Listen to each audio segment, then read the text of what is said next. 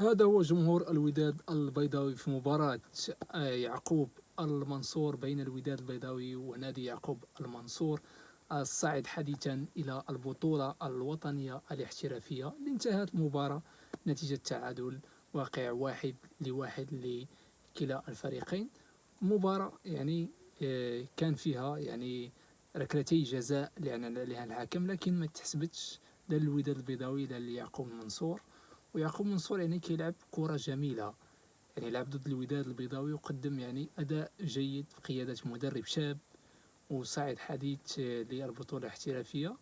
يعني كيقدم مستوى يعني في مقبول في البطولة الوطنية وفي بداية البطولة الوطنية، يعني يقدر يقول الكلمة ديالو في باقي المباريات. وكذلك الوداد البيضاوي اللي دار انتدابات كبيرة هذه السنة قادر أنه يقول الكلمة ديالو